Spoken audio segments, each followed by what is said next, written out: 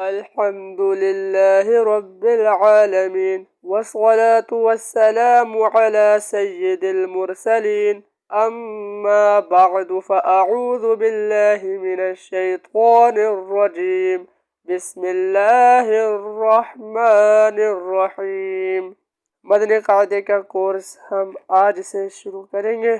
آپ اس کورس کے ساتھ جڑ جائیے اور اس ویڈیو کو زیادہ سے زیادہ شیئر کریں۔ چلیے بنا ٹائم ضائع کیے کورس کو شروع کرتے ہیں۔ سب سے پہلے حدیث پاک سن لیجئے۔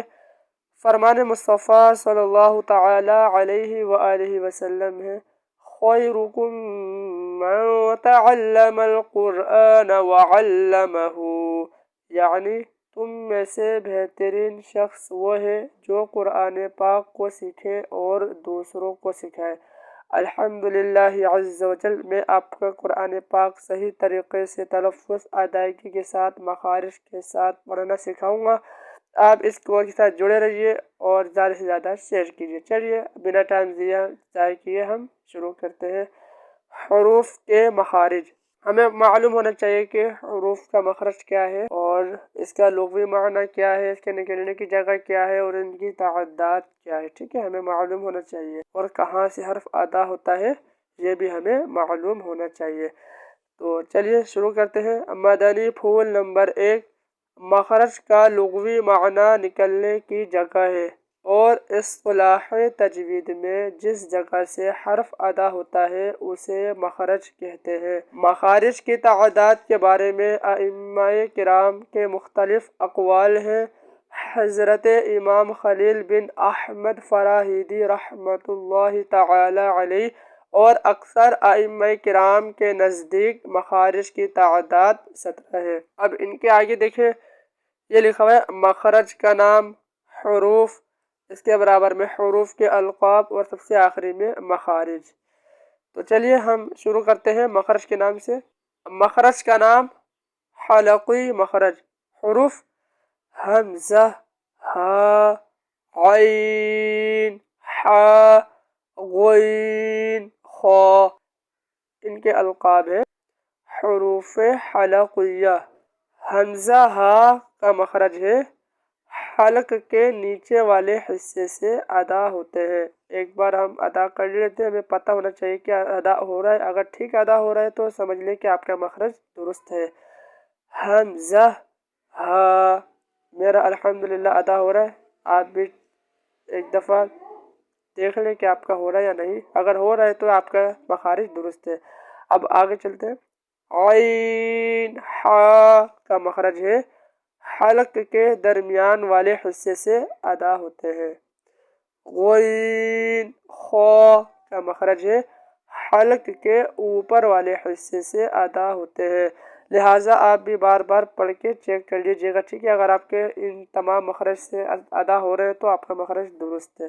چلیے اب دوسرا مخرج کا نام ہم دیکھ لیتے ہیں۔ یہ لکھا ہے لسانی مخارج، حروف قاف، کاف، ان کے القاب ہیں حروف لہویہ۔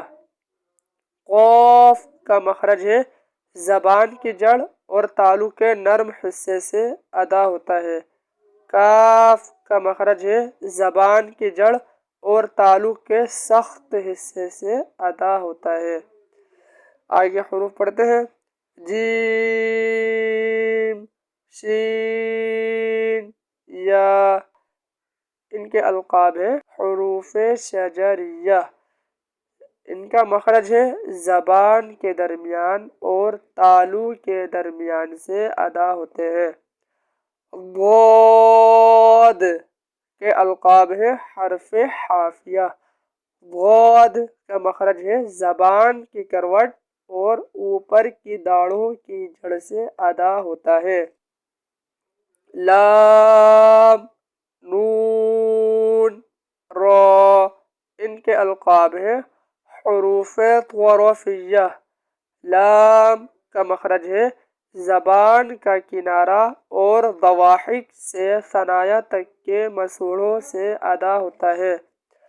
نون کا مخرج ہے، زبان کا کنارہ اور انیاب سے ثنایا تک کے دانتوں کی جڑوں سے ادا ہوتا ہے۔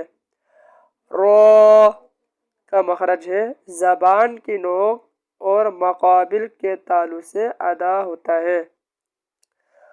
قو، دال، تا ان کے القاب ہیں حروف نطقیہ، ان کا مخرج ہے زبان کی نوک اور اوپر کے دانتوں کی جڑ سے ادا ہوتے ہیں۔ وہ، ذال، سا ان کے القاب ہیں حروف لسانیہ، ان کا مخرج ہے زبان کا سرا اور اوپر کے دانتوں کے اندرونی کنارے سے ادا ہوتے ہیں۔ اندرونی یعنی اندر کے کنارے، دانتوں کے پیچھے کے۔ صاد، زا، سین ان کے القاب ہیں حروف صفیریہ، ان کا مخرج ہے زبان کی نوک اور دونوں دانتوں کے اندرونی کنارے سے ادا ہوتے ہیں۔ اب مخرج کا نام چینج ہے، تو مخرج کا نام ہے شفوی مخارج۔ حروف فا، با، میم، واو ان کے القاب ہیں حروف شفویہ۔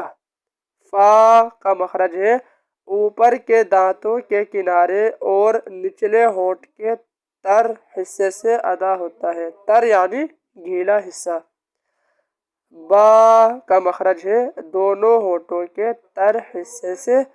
میم کا مخرج ہے دونوں ہونٹوں کے خشک حصے سے، اور واو کا مخرج ہے دونوں ہونٹوں کی گولائی سے ادا ہوتا ہے۔ پھر سے نام چینج ہے، مخرج کا نام ہے جوفی مخرج۔ حروف مدہ الف، واو، یا۔ جوف دہن یعنی منہ کا خلا۔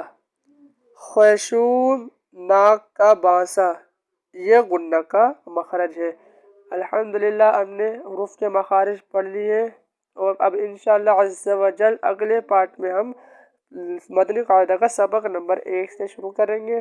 آپ اس ویڈیو کو زیادہ سے زیادہ شیئر کریں، ثواب کی نیت سے شیئر کریں، انشاءاللہ ہمارا بیڑا پار ہو جائے گا دنیا اور آخرت میں انشاءاللہ عز و جل۔ ملتے ہیں اگلے پارٹ میں، اپنا بہت سارا خیال رکھیے گا۔ جزاک اللہ خیرہ۔ السلام علیکم ورحمۃ اللہ وبرکاتہ۔ پر لیے درود کا تحفہ ادب کے ساتھ جائیں گے ہم بھی دیکھنا طیبہ ادب کے ساتھ۔